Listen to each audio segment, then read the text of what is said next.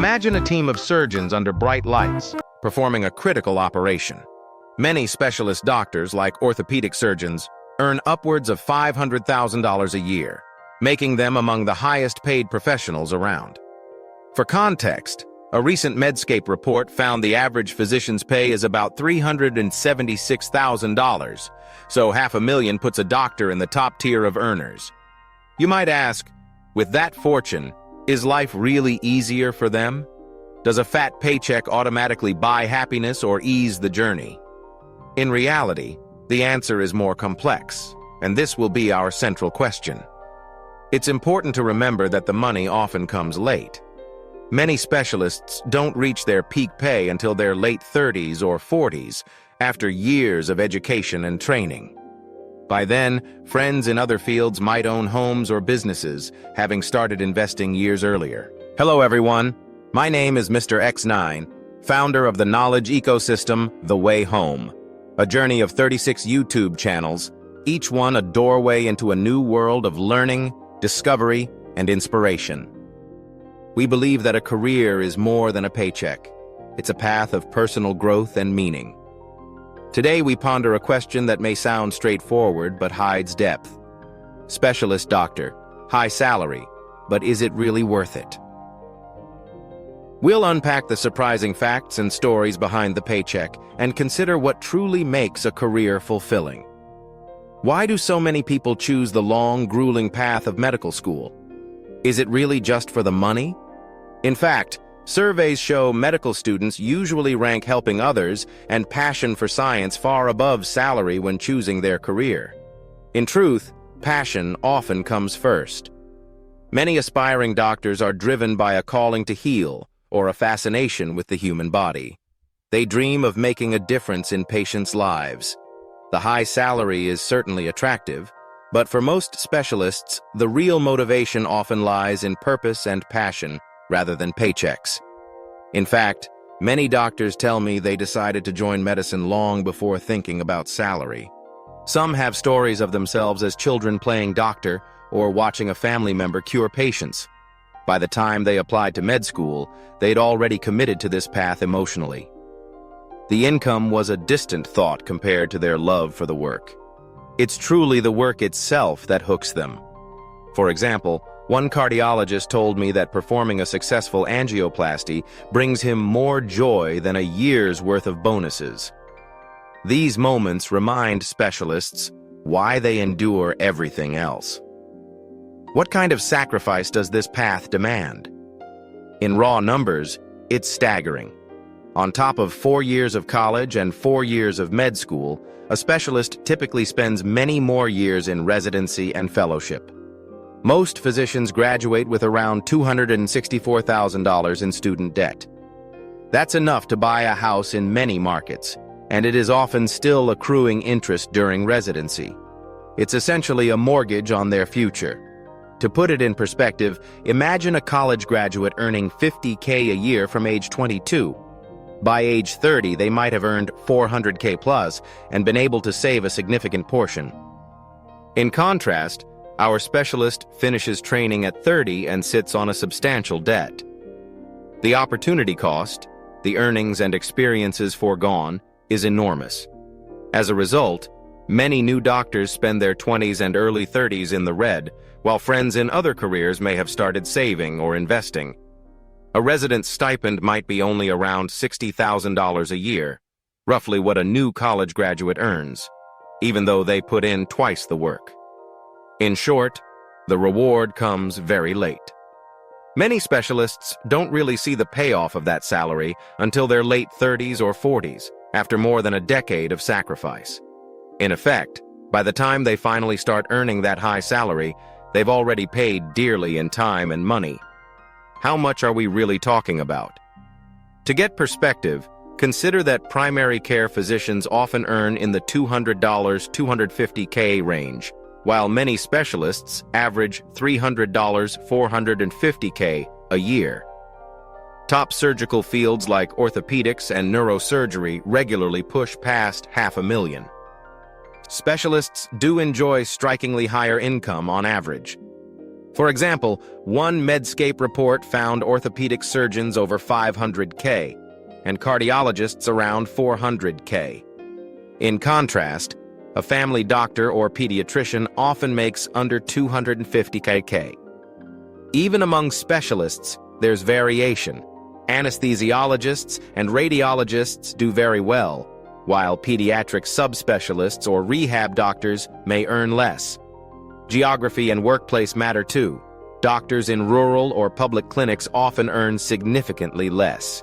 In short, these numbers are averages that come with very demanding training and schedules to achieve. What does day-to-day life really look like for a specialist? Do they spend their golden years on vacation or in the hospital? The reality often leans toward the latter. Many specialists log 60, 80-hour work weeks, with long shifts, late-night calls, and on-call weekends. For example, one AMA report found about 20% of physicians work 61 to 80 hours per week. In many cases, doctors say their lives revolve around the hospital schedule. This might mean missing a child's recital because of rounds, or working straight through a holiday. Studies show even after-hours doctors do paperwork at home. The so-called pajama time adds an extra 10-15 hours of work each week. The truth is, the luxury of time off often feels muted. After a long shift, a day off might mostly mean sleeping in and catching up on personal errands, hardly the relaxing vacation their salary might afford. Even inside the hospital, not every moment feels heroic. A surgeon's day might involve hours of chart notes, planning surgeries, or coordinating with specialists, all before ever scrubbing in. Patients rarely see this behind-the-scenes workload.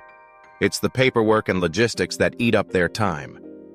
In other words, the glamorous image of a specialist ignores those endless hours in front of a computer or on the phone. In practice, these physicians may forego vacations, birthdays, and family dinners to save lives. A heavy price for that high salary. Even on their so-called days off, many doctors find themselves sleeping in or catching up on errands, hardly the relaxing break their income could buy. With such intense pressure, do specialist doctors ever regret their choice?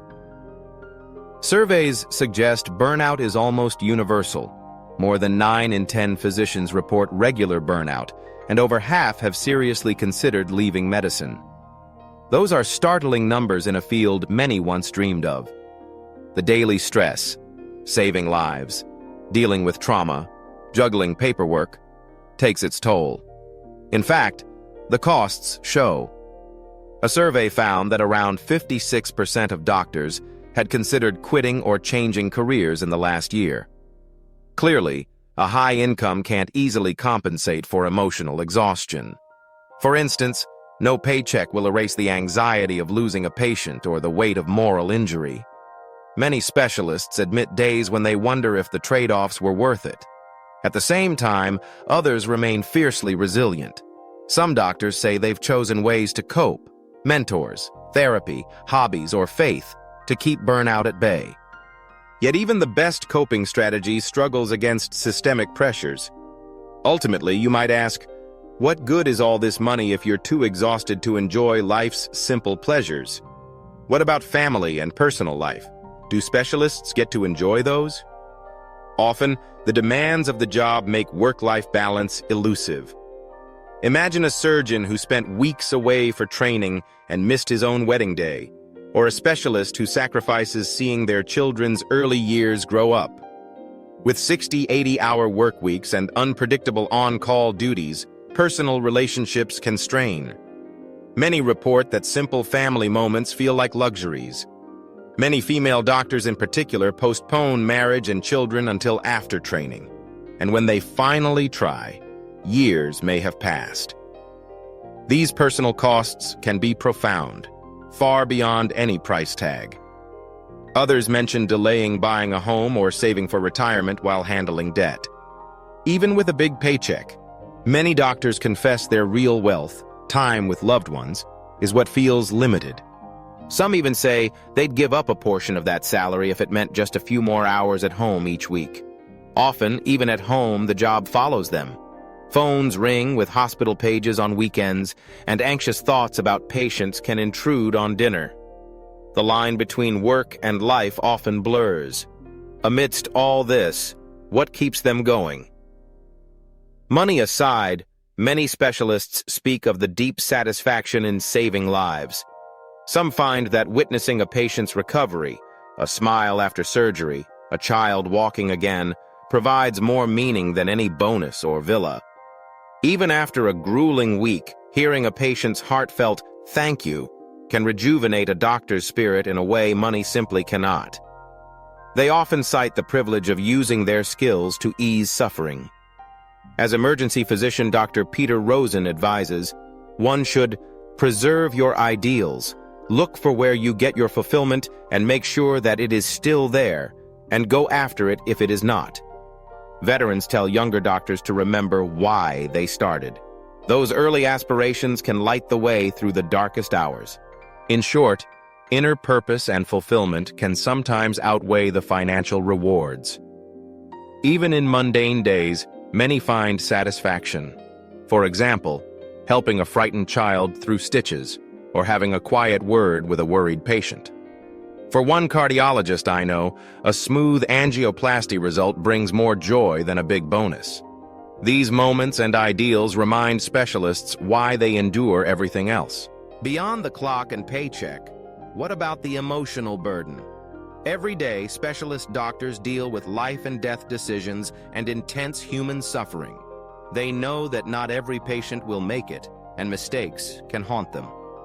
In fact, research shows physicians often suffer profound guilt and anxiety after medical errors. No salary can erase that pain. Studies call physicians the second victims of medical mistakes. They frequently feel guilt, shame, and even PTSD following adverse outcomes. Many specialists learn to cope through team support, mentors, or therapy. Hospitals are beginning to recognize this. Some offer counseling after critical incidents, but even today, many doctors quietly struggle alone. They might even neglect their own health in the process. In the end, the emotional cost of this career is real. How about their own health? Do specialists feel as strong as the colleagues they treat? The truth is, even doctors aren't invincible. Standing for 12, 16-hour surgeries, skipping meals, and surviving on coffee takes a physical toll. Many report chronic fatigue, back or knee pain, or vision strain from microscopes and screens. Surprisingly, even medical professionals often neglect their own checkups. One doctor joked, "I'm my own worst patient," skipping annual exams despite easy access. Others admit they don't exercise as much as they advise patients to, relying on energy drinks during long shifts. Over the years, these habits can add up. High blood pressure, weight gain, even risky coping like heavy caffeine or alcohol use. No doctor is immune to health issues. In short, a specialist's high salary and medical knowledge can't fully prevent the wear and tear of this life on the body. Could these doctors have found an easier path to wealth outside medicine? Perhaps. High-paying careers in tech, law, or finance promise big salaries, sometimes with more flexible hours. Some physicians admit they briefly considered other fields before committing to medicine. In the end, most say medicine was worth it because it matched their personal interests and values. They might earn a little less in another field, but then they wouldn't get to do the work they love. Money was one factor, but passion carried the day. For example, one colleague mentioned he could have taken a high-paying tech job, but he realized he wouldn't see the people he helped every day. These doctors chose medicine knowing there might be easier money elsewhere because they valued the human connection and challenge of healing above all. With that kind of income, do specialists live extravagantly? Interestingly, many do not. Some physicians drive used cars and avoid flashy lifestyles.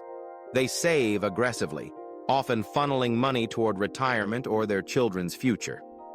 Having trained in hardship, they don't suddenly splurge when the checks start coming. In fact, a frugal mindset is common, perhaps because years of discipline carry over, or because they're saving up for the day they finally take a long vacation, and maybe for rainy days. As a result, many specialists build wealth more from disciplined saving than from lavish spending, often entering retirement in very comfortable financial shape despite earlier struggles. In fact, this discipline can allow some physicians to retire earlier. I've known doctors who stepped back from full-time practice in their 50s because their savings made it possible, a freedom that many others with similar incomes might not achieve due to earlier heavy spending. When specialists do treat themselves, it's often on practical things: a nice home for family, a quiet vacation, or a good school for the kids, rather than flashy toys. How does society treat these specialists? Doctors often live on a pedestal. In emergencies, they are heroes. Outside the hospital, however, they can be scapegoats. People joke about having a doctor in the family. Suddenly, you're everyone's unpaid health advisor, or expected to diagnose a headache at a party. The prestige and respect are real, but it's a double-edged sword. It brings intense expectations and scrutiny. Some doctors note that media or politics can portray greedy doctors when healthcare costs rise. Meanwhile, patients might become anxious or angry during a long wait, even if it's out of the doctor's control. In the end, being called doctor isn't always an easy title to carry. It means a lot of eyes are on you, and no amount of money smooths out being in that position. What lessons can we draw from all this? The path of a specialist doctor reminds us that high pay isn't a golden ticket. It shows the importance of weighing salary against personal cost and meaning. Many physicians say, if you have a true calling or love a field, pursue it, but be prepared for the demands it brings. Success often means aligning work with your values, not just chasing numbers. Ultimately, the story of these doctors teaches us to reflect on what truly matters in our careers and lives. In fact, this isn't just about medicine. Many high achievers in any field face similar trade-offs. We all might do well to ask ourselves, what do I really want out of my career? Is it the money, the prestige, or something deeper? The story of specialist doctors reminds us to think about where our own priorities lie. What advice do specialist doctors give to the next generation? It often boils down to reflection. Know why you're doing this, a veteran might say. Make sure you love the work itself, not just the money or prestige. Seek mentors who show a healthy balance. Stay humble. Medicine is a team effort. And don't forget to care for yourself. Sleep, hobbies, and family time are vital. In short, focus on purpose and balance early on, rather than burning out chasing the next paycheck. Choose your specialty wisely. Ask not just, how much does this pay? But, does this fit the life I want? Some specialties, like dermatology or radiation oncology, are known for high pay with more regular hours. Even among surgeons, orthopedists often have more predictable schedules than cardiac or trauma surgeons. Many younger doctors review lifestyle specialty rankings for a reason. Remember, no one on their deathbed ever wishes they'd spent more time at the hospital instead of with family. Balance and purpose early on lead to a richer life later. What about larger purpose and inner fulfillment? For many doctors, the career itself becomes a calling. They find reward in serving others and advancing health, beyond any salary. Grateful patients and the knowledge of making a difference can be deeply satisfying. In a sense, the privilege of helping people becomes its own reward. Even worldly riches start to feel hollow in comparison to the joy of service and impact. This hints at a spiritual perspective on their vocation. They often speak of doing the right thing rather than getting the big thing. The most meaningful moments are not measured in dollars, but in lives touched. What mindset allows a specialist to keep going through the hard times? Often it's a mix of resilience and humility. Some doctors learn to stay focused on the next patient, one case at a time. Others lean on healthy detachment, recognizing they can't save everyone, but they can do their best. A few credit humor or community support as essential. In effect, these specialists cultivate a professional mindset, disciplined, hopeful, and still aware of their human limitations. They often embrace continuous learning, seeing challenges as puzzles to solve rather than insurmountable burdens. What do specialists treasure at the end of the day? Neurosurgeon Paul Kalanithi, who faced a terminal illness, had this profound realization. He wrote that his wife and daughter gave him a sated joy, a joy that does not hunger for more and more but rests satisfied. In other words, at life's end, it was love and meaning that mattered most to him, not money or titles. This echoes the idea that true fulfillment comes from relationships and purpose far beyond any paycheck. Many doctors express similar sentiments, valuing those simple human joys over any material gain. It's a reminder that after all the work and wealth, what we carry forward is often the same for all of us: the people we loved and the good we did. How might a Buddhist view this career? Buddhism teaches the principle of right livelihood, that is, earning a living in a way that does no harm and helps others. By that measure, practicing medicine can be seen as a virtuous path, since it heals rather than hurts. In fact, the Buddha famously named certain professions to avoid, like arms dealing or butchery, implying a doctor's duty is the opposite, to care for life. Yet Buddhism also warns against attachment to wealth and ego. One teaching reminds us to reflect whether our profession truly aligns with our deepest values. Ultimately, Buddhist wisdom would say that real richness is not in the bank, but in qualities like compassion, wisdom, and inner peace. A doctor who remains humble and caring is practicing right livelihood. The salary may come and go, but the kindness they offer is true wealth. Thank you for joining this deep reflection. What do you think? Is the wealth of a specialist doctor really worth the cost? Take a moment to ponder and share your thoughts in the comments below. Perhaps you've known someone in medicine, or you've faced a career choice yourself. What resonates with you? We love hearing your stories. If you found value in this exploration, please like this video, share it with others, and subscribe to the World of Careers for more discussions on work and purpose. In closing, consider a simple Buddhist insight. True wealth isn't measured by dollars in your bank, but by contentment in your heart. May you walk your career path with mindfulness and compassion, and recognize that a life lived with purpose is the greatest fortune of all.